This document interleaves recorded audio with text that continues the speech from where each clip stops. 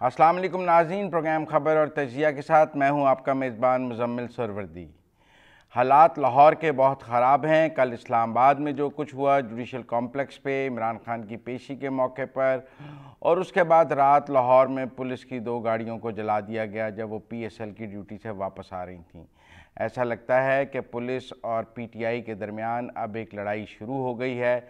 PTI वाले जहां police की गाड़ी देखते हैं उसको आग लगा देते हैं, उनको मारते हैं, राइफलें छीन लेते हैं। क्या ये सियासी जद्दोजहद है या ये खाना जंगी है? इस पर बहुत से सवालात उठ रहे हैं। क्या इमरान खान साहब ने ज़मान पाक में सियासी कारकुन जमा किए हुए हैं या उनके पास अस्करी तरबियत याफ्ता लोग हैं जो लॉ इन्फोर्सिंग एजेंसी के साथ लड़ने का वसी तजर्बा रखते हैं? हम इस पर बात करेंगे। मेरे साथ मौजूद हैं सीनियर सहाफ़ी तजिया निगार अमीर अब्बास साहब। अस्सलाम वालेकुम अमीर अब्बास साहब। जी वालेकुम सलाम। अमीर अब्बास साहब, ये तो अब लगता है कि कोई 2 फोर्सेस की आपस में लड़ाई है। मतलब सियासी कारकुन तो नहत्ता होता है, गिरफ्तारी दे देता है, बड़ी हद पथराव करता है, फिर पकड़ा जाता है, लेकिन शेलिंग के जवाब में शेलिंग, फायरिंग के जवाब में फायरिंग, डंडे के जवाब में डंडा। ये तो 2 फोर्सेस की आपस में लड़ाई हम इसे कह सकते हैं। ये तो स्टेट विद इन स्टेट वाला मामला हो गया। मुज़म्मिल साहब, मैं आपके इस हाइपोथेसिस या आपकी इस असम्पशन से इत्तेफाक नहीं करता। इमरान खान साहब की जो 96 से लेके अब तक पॉलिटिकल स्ट्रगल रही है, हम उनकी पॉलिटिक्स से, उनके मंशूर से, उनके तर्ज हुक्मरानी से, जब वो वज़ीर आज़म रहे 3.25 साल, हम उनकी गुफ्तगू से, उनके लबो लहजे से बहुत सारी चीजों से इख्तलाफ कर सकते हैं, लेकिन मैं नहीं समझता कि ऑब्जेक्टिवली अगर देखा जाए तो हम में से कोई ये कहे कि इमरान खान की तहरीक वायलेंट पॉलिटिकल मूवमेंट रही है, जबकि वायलेंस पाकिस्तान की सियासी जमातों में रहा है और बड़ा स्ट्रक्चर्ड वायलेंस भी रहा है। लेकिन इमरान खान की तहरीक में हमें नॉन वायलेंस नजर आता है। आज जो इस वक्त सिनेरियो है उसमें 1 या 2 ऐसे वाकयात जो आपने कहे कि कहीं ये जो PSL वाला शायद आज रात में, कहीं आज सुबह में अगर हुआ है यहाँ लाहौर में, किसी एक वाक़े को बुनियाद बनाकर आप ये नहीं कह सकते कि एक पॉलिटिकल पार्टी जो है वो एक मुसल्ला फोर्स की सूरत इख्तियार कर चुकी है। हाँ, ये मरियम नवाज अगर कहे तो फिर तो समझ में आता है कि वो उनकी सियासी मुखालिफ है और वो उनको हर तरह से कलंदम भी कह रही हैं, दहशतगर्द भी कह रही हैं, शिद्दत पसंद भी कह रही हैं। लेकिन एक सियासी जमात, जो आपने जिन डंडों का जिक्र किया, वो डंडे क्या अंसारुल इस्लाम, मौलाना फजलुर रहमान ने तो बाकायदा एक फोर्स बनाई अंसारुल इस्लाम के नाम से। एक बाकायदा फोर्स है, तरबियत याफ्ता फोर्स है अपनी पार्टी के दिफा के लिए। उनकी बाकायदा वर्दियां, यूनिफॉर्म है। क्या इमरान खान ने कोई अंसारुल इस्लाम के नाम से मुसल्ला फोर्स बनाई? इस मुल्क में TLP ने क्या किया 3 दफा, नून लीग के दौर में भी और इमरान खान के दौर में भी। सो एक पॉलिटिकल फोर्स मुजामत जरूर करती है। कौन सी सियासी जमात है जो मुजामत नहीं करती? जब पुलिस या रियासत यूज ऑफ फोर्स करती है तो कौन सी सियासी जमात है जो कहे कि हाँ आओ, हम हाजिर हैं, यहाँ पे डंडे मारो, आओ हमारे घरों के दरवाजे खुले हैं, इनमें टूट पड़ो, लूटो इनको जो माल ले गनीमत लूटता है, आओ हम लेटे हुए हमारे ऊपर से टायर गुजार दो। कौन करते हैं इस तरह से सियासी जमात? मुजामत करती है हर, और सिविलाइज्ड डेमोक्रेसी में भी मुजामत करती है। मैंने आपकी पूरी बात सुनी है। देखें, वर्दी ख़ास पहनाने से तो मिलिटेंट विंग नहीं होता है। मिलिटेंट विंग को हम उसके अमल से देखते हैं कि ये मिलिटेंट विंग है। ऐसे तो TLP वालों ने भी कोई वर्दी नहीं पहनी हुई थी और MQM के अस्करी विंग ने भी कोई वर्दी नहीं पहनी हुई थी और वो सियासी जमातों के लिबादे में ही थे।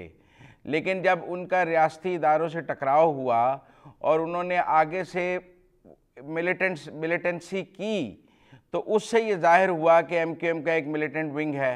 ज़ाहिर हुआ कि TLP की मज़ाहमत जो है वो अस्करियत है।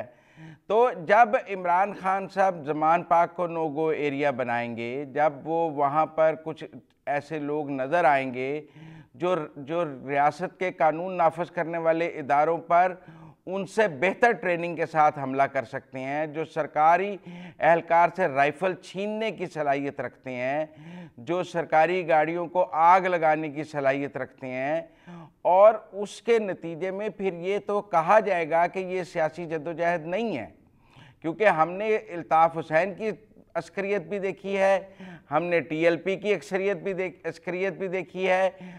एक कहने को तो तहरीक नफाज शरीयत मोहम्मदी भी एक वक्त में वो कह रहे थे कि हम तो سوات میں شریعت کے نفاذ کے لیے آگے آئے ہیں اور ان سے ریاست نے لیکن پھر وہ بھی عسکریت دیکھی ہے.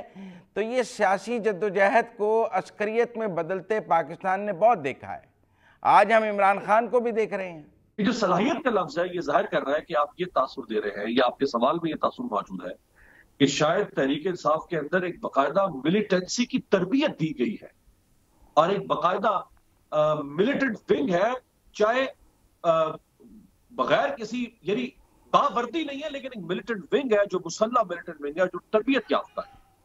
وہ جو ٹی ٹی پی کے لوگوں کی یا سوات کے کچھ لوگوں کی جو بات ہوئی تھی آج سے 3 دن پہلے, میں آپ کو بہت ساری سیاسی جماعتوں میں ایسے لوگ دکھا سکتا ہوں کہ جن کا جرائم پیشہ بیک گراؤنڈ ہے, جو کرمنلز ہیں, جو ایون پی ٹی آئی کے اندر لوگ ہوں گے, جو بھتہ خور بھی ہوں گے, جو قبضہ گروپ کے لوگ بھی ہوں گے, اور ہر جماعت میں وہ چونکہ لوگ جوائن کرتے ہیں پولیٹیکل پارٹیز میں کو, لوگ ان میں شامل ہو جاتے ہیں, ان کے ووٹر بھی ہوتے ہیں, ان کے جلسوں میں بھی آتے ہیں. بہرحال سیاسی جماعتوں کو دیکھنا چاہیے کہ اگر وہ آفیشلی کسی کو ڈیزگنیٹ کر رہے ہیں اپنی پارٹی کے اندر, ایک ہے کارکن ورکر اور ایک ہے کوئی آفس ہولڈر, اگر کوئی ایسا شخص تحریک انصاف میں آفس ہولڈر ہے کہ جس کا کوئی ایسا ٹیررزم یا ملیٹنسی ریلیٹڈ بیک گراؤنڈ ہے تو یہ تو اچھی بات نہیں ہے, کون اس کو سرائے گا, اور عمران خان کو فوری طور پہ اس کا نوٹس لینا چاہیے. لیکن بعض اوقات بہت ساری چیزیں میں نہیں یہ کہوں گا کہ نواز شریف جان بوجھ کے ملیٹنٹس کو بھرتی کرتا ہے, میں یہ نہیں کہوں گا کہ آصف زرداری جان بوجھ کے ملیٹنٹس کو بھرتی کرتا ہے پارٹی, میں تو یہ نہیں کہوں گا. تو میں یہ بھی نہیں کہہ سکتا کہ عمران خان جان بوجھ کے ملیٹنٹس کو بھرتی کرتا ہے پارٹی کے اندر. اس وقت جو سینیریو ملک میں چل رہا ہے مزمل صاحب, آپ اس سارے سینیریو کو کانٹیکسٹ سے ہٹا کر 1, 2 یا 4 یا 6 واقعات کی بنیاد پر ایک پکچر اگر سامنے رکھیں گے تو وہ کانٹیکسٹ کے ساتھ نہیں ہو, پھر تو بہت خوفناک تصویر نظر آئے گی. اب کانٹیکسٹ بھی تو دیکھیے نا. کانٹیکسٹ یہ ہے کہ ایک شخص کے خلاف ایک شخص ایک پولیٹیشین ہے, پولیٹیکل ایکٹیوسٹ ہے, اس کا رائٹ ہے پولیٹکس کو ایکسرسائز کرنا. وہ جب ایکسرسائز کرنے لگتا ہے تو آپ کہتے ہیں نہیں ہم دفعہ 144 لگائیں گے تاکہ تم باہر نہ نکلو.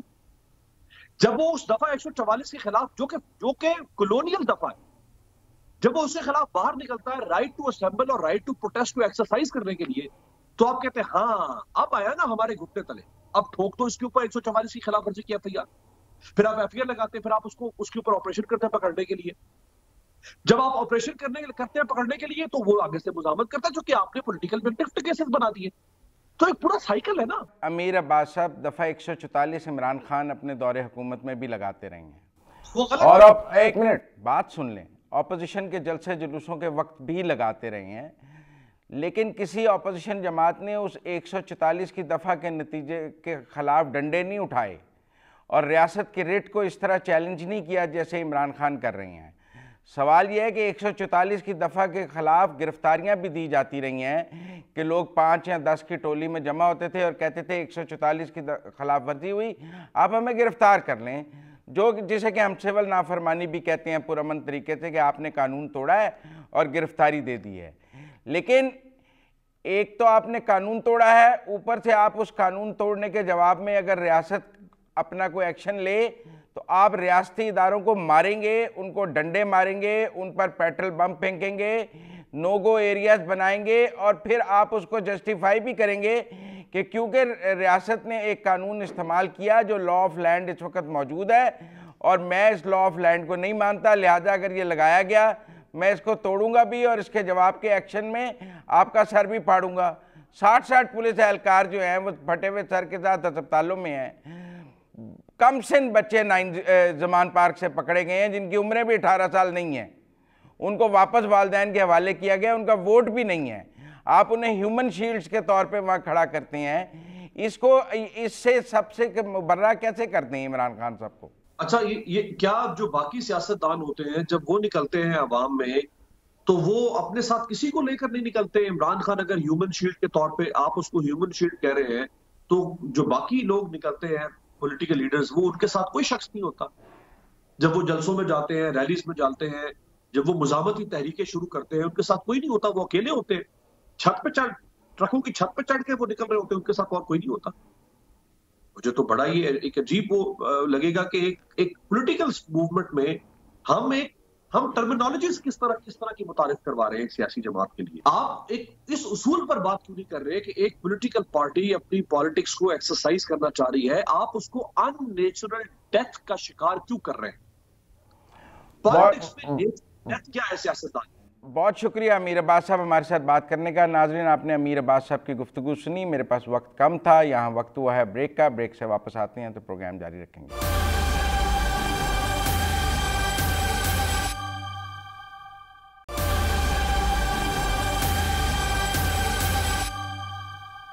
بریک کے بعد خوش آمدید ناظرین. ہمارے ساتھ موجود ہیں سینئر صحافی تجزیہ نگار افتخار احمد صاحب.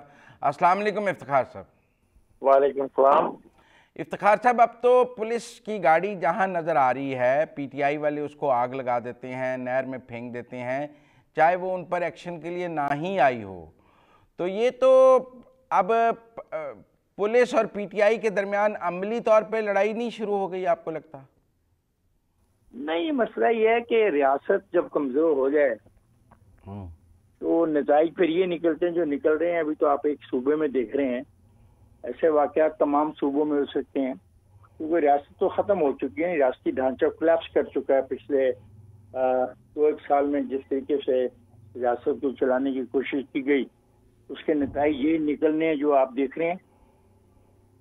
نہیں, پر آپ کے خیال میں عمران خان صاحب جو جس طرح کی طاقت کا مظاہرہ کر رہے ہیں ایک سیاسی جدوجہد کے اندر, کیا سیاسی جماعتوں کو ایسی طاقت کا, فورس کا استعمال کی اجازت ہو سکتی ہے؟ پہلی بات ہے کہ ثابت کیا جائے کہ یہ وہ کر رہے ہیں. آپ کی تو کوئی عدالت یہ ثابت نہیں کر پائی, نہ ہی آپ کا کوئی استغاثہ کسی عدالت میں 48 گھنٹے بھی تسلیم کیا گیا. 48 گھنٹے میں تمام لوگوں کو یا تو ان کی ضمانت لے دی گئی ہے یا اس کی پرواہ نہیں کی گئی ہے. اور جو گرفتاریاں اس حوالے سے ہو رہی ہیں ان کو کہا جا رہا ہے کہ یہ سیاسی بددیانتی ہے اور یہ بدلے کی سیاست میں حکمران طبقات کر رہے ہیں. حکمرانی کرنے والے یہ ثابت ہی نہیں کر سکے کہ جو کچھ ہو رہا ہے یہ پاکستان کے خلاف ہے یا پاکستان کی سالمیت کے خلاف ہے. وہ اپنا یہ کیس بنا کے پیش کر ہی نہیں سکتے. میں تو آپ کی رائے جاننا چاہ رہا تھا. میری رائے تو یہی نا, میں نے کہہ دیا کہ ریاست کا جو اسٹرکچر ہے وہ کولیپس کر گیا. میں تو یہ کہا, میں نے واضح طور پہ کہا, آپ ایک صوبے میں دیکھ رہے ہیں, دوسرے صوبوں میں بھی اگر ایسے واقعات ہوں گے تو وہاں بھی آپ کو ایسی ہی چیزیں دیکھنے میں ملیں گی. آپ نے مطلب ہم نے 77 میں بھی ایک سیاسی جدوجہد دیکھی, وہ قومی اتحاد کی, پھر اس کے بعد بھی پاکستان میں سیاسی تحریکیں چلتی رہی ہیں. ان میں پولیس کا اور سیاسی کارکنوں کا تصادم بھی ہم دیکھتے رہے ہیں. لیکن کیا اس سطح کا تصادم آپ نے پہلے دیکھا ہے؟ میں نے اس طرح کا تصادم پہلے نہیں دیکھا اور نہ ہی میں نے ریاست کو کبھی اتنا کمزور دیکھا. یہ دونوں چیزیں ایک دوسرے کے ساتھ چلتی ہیں. سب سے زیادہ جو الیکشن ہے 1970 کا, اس کو آپ کہہ سکتے ہو کہ پولرائزیشن گھروں میں, فیملیز میں, اسکولوں میں, کالجوں میں, یونیورسٹیوں میں اس انتہا پہ پہنچ گئی جس کا آپ تصور نہیں کر سکتے. یہ جو آپ کو کہانیاں بتائی جا رہی ہیں, سنائی جا رہی ہیں نا پاپولیرٹی وغیرہ کی, وہ 70 میں واپس جا کے دیکھیں کہ 2 نظریات کی جنگ تھی اور جنگ وہ پورے ملک میں پھیلی تھی. مشرقی پاکستان میں مجیب الرحمان اور بشانی ایک طرف سے اور مخالف جماعتیں ایک طرف تھیں, اور ویسٹ پاکستان میں پیپلز پارٹی اور مخالف جماعتیں ایک طرف تھیں. اور سب سے زیادہ جو فائٹ تھی وہ Jamaat Islami versus Peoples party تھی, اور انتہا پر وہ لوگوں کی جو ہے جذبات پہنچے ہوئے تھے. لیکن اس قسم کی حرکتیں نہیں ہوئیں جو اب ہم دیکھ رہے ہیں. اور دوسری طرف ان کو جو ریلیف مل رہا ہے وہ آپ کے سامنے ہے. 9 مقدمات میں ریلیف دے دیا جائے تو یہ ریلیف تو پھر جیلوں میں جو لوگ بیٹھے ہیں 10-10, 15-15 سال سے اپنی درخواستیں دے کے کہ ہماری درخواستوں کو سنا جائے, ان کو بھی یہ ریلیف دے دیا جائے ایسے. ٹھیک ہے, اصل سسٹم ختم ہو رہا ہے.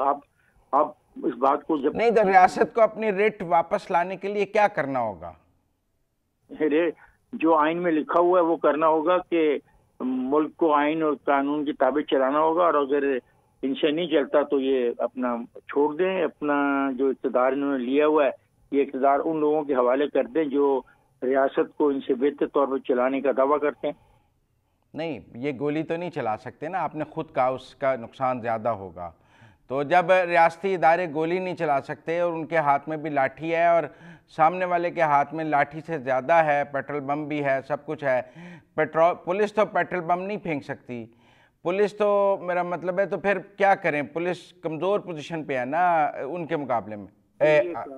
پھر یہ کام تھا نا کہ جو عدالتی نظام بنا گیا تھا انگریز، وہ ایسے لوگوں کو گرفتار کرنے کے لیے، سزا دینے کے لیے عدالت صرف حکم جاری کرتی تھی۔ کیا ریاست اگر نقصان نہیں پہنچانا چاہتی کسی کو جانی اور مالی، تو اس کے بعد عدالتی رول آتا ہے۔ اگر لوگ عدالتی فیصلوں کو بھی تسلیم کرنے سے انکار کر دیں گے تو پھر نتائج کیا ہوں گے، اس پہ ہمیں غور کرنا چاہیے۔ بہت شکریہ افتخار احمد صاحب ہمارے ساتھ بات کرنے کے لیے۔ ناظرین، ہمارے ساتھ موجود ہیں آسمہ شیرازی صاحبہ، سینئر صحافی ہیں، تجزیہ نگار ہیں، ہم ان سے بات کرتے ہیں۔ آسمہ شیرازی صاحبہ، جو صورتحال ہے آپ دیکھ رہی ہیں کہ رات پی ایس ایل سے جو پولیس کی گاڑیاں واپس آ رہی تھیں ان میں بھی آگ لگا دی گئی، ایک گاڑی نہر میں پھینک دی گئی، پولیس والوں نے بڑی مشکل جان بچائی۔ کل جو جوڈیشل کمپلیکس میں ہوا، پھر جو زمان پارک میں ہوا، جو سب کچھ ہوا، آپ اس کو کیسے دیکھ رہی ہیں؟ دیکھیے، یہ انتہائی تشویشناک صورتحال ہے، اور کوئی بھی سیاسی جماعت اگر اس طرح کی ہتھ کنڈے استعمال کرتی ہے اور اس پہ الزام ہے اگر، تو ان کو کلیئرٹی کے ساتھ سامنے ضرور آنا چاہیے اور اپنی پوزیشن کو کا دفاع بھی کرنا چاہیے۔ اور اس کے ساتھ ساتھ اس سے زیادہ بڑا قصور ریاستی اداروں، حکومتوں اور خاص کر کے عدالتوں کا اس وقت جو ہے وہ نظر آتا ہے کہ جو سب کچھ دیکھ رہے ہیں مگر کچھ نہیں دیکھ رہے۔ تو اب اگر ایسی صورتحال ہو جائے گی تو پھر آپ دیکھیے کہ پھر تو ہر ایک جنگل کا قانون ہوگا، بلکہ جنگل کے بھی کچھ قانون ہوتے ہیں، یہاں تو وہ جنگل کا قانون بھی نظر نہیں آ رہا۔ اور ایسے لگتا ہے کہ جیسے طاقت کا جو مرکز ہے وہ تبدیل ہو چکا ہے، اور وہ ایک سیاسی جماعت اگر اپنے پاس طاقت رکھتی ہے تو وہ اس کا استعمال بھی جانتی ہے، اور اس کے ساتھ ساتھ وہ پوری طرح سے اداروں کو بھی مرعوب کرنے میں کامیاب ہو رہی ہے۔ تو اگر اس طرح سے یرغمال بننا ہے اداروں نے اور ریاست نے اور عدالتوں نے اور سیاسی نظام نے اور جمہوری نظام نے، تو پھر تو بہت سارے سوالات ہیں اور سوالات ہی سوالات ہیں۔ تو جواب تو ظاہر ہے کہ جن کے پاس ہے اگر وہی خاموش ہے تو پھر آپ سمجھ لیں کہ چیزیں جو ہیں وہ کس طرف جا رہی ہیں۔ پھر جواب تو پنڈی والوں کے پاس ہے، اور ان کے پاس ایک ہی جواب ہے کہ وہ خود آ جائیں۔ دیکھیے، ان کے آنے سے بھی مسائل کا حل ہوگا کیا؟ تو آپ کو لگتا ہے کہ پہلے کئی بار وہ خود آئے ہیں اور کئی امن تو ہو جائے گا، ریٹ آف دی لا تو وہ کر لیتے ہیں، آئین نہ ہو تو قانون کی عملداری تو بنا لیتے ہیں وہ۔ دیکھیے، یہ قانون کی عملداری عدالتوں نے بھی کرنی ہے، تو کیا وجہ ہے کہ عدالتیں جو ہے یہ نہیں کر پا رہی؟ تو پھر عدالتوں کے لیے بھی ان کے پاس حل موجود ہوتا ہے نا، وہ عدالتوں کا حل بھی کر لیتے ہیں وہ، سیاسی جماعتوں کے پاس تو وہ حل بھی نہیں ہے۔ ان کے پاس حل بہت سارے ہوتے ہیں، لیکن اس حل کے بعد پھر کوئی حل نہیں نکلتا۔ تو ٹھیک ہے، وہ آپ کی بات درست ہے کہ جو صورتحال جہاں پہنچ چکی ہے، ایسے لگتا ہے کہ جیسے ایک ماحول بن چکا ہے جس میں کہ پاکستان کے آئین کو وائلیٹ کیا جائے یا ہو سکے، لیکن مسائل اس سے بڑھیں گے۔ یہ بات درست ہے کہ اپنا کردار اسٹیبلشمنٹ نے محدود کیا ہے، لیکن اس گیپ کو جوڈیشری نے فل کیا ہے، اور وہ جوڈیشری جو ہے وہ اس وقت پوری اختیارات کو اپنے ہاتھ میں لیا۔ ہمارا المیہ یہ رہا ہے مزمل صاحب کہ کبھی مارشل لا لگ جاتے ہیں اور کبھی جوڈیشل مارشل لا لگ جاتے ہیں۔ تو اس وقت صورتحال جو ہے اس کے بیچ میں کہیں بھی دوسری رائے موجود نہیں ہے کہ سیاسی جماعتیں اپنا کردار نہیں ادا کر پا رہی، وہ اپنا رول نہیں ادا کر پا رہی۔ عمران خان صاحب تو کہہ رہے ہیں کہ میں پاکستان کے لیے ہر ایک سے بات کرنے کو لیے تیار ہوں، میرے خیال اب وہ دوسری سائیڈ نہیں مان رہی۔ یہ 2 دن پرانا بیان ہے، اب وہ کچھ اور کہیں گے، کیونکہ کل جو ان کو رعایت ملی ہے اور کل جس طرح سے انہوں نے قانون کو ہاتھ میں لیا ہے کہ جوڈیشل کمپلیکس کے سامنے کھڑے ہو کے سائڈ پہ گاڑی پارک کر کے وہ اندر داخل نہیں ہوئے، تو اس سے آپ کو سمجھ آنا چاہیے کہ یہ تو صرف ان کا ایک ایسی چیز ہے جس کو کہ وہ تھوڑی دیر کے لیے استعمال کرتے ہیں۔ آج ان کا موقف کیا ہوگا یہ بہت دیکھنا ضروری ہوگا۔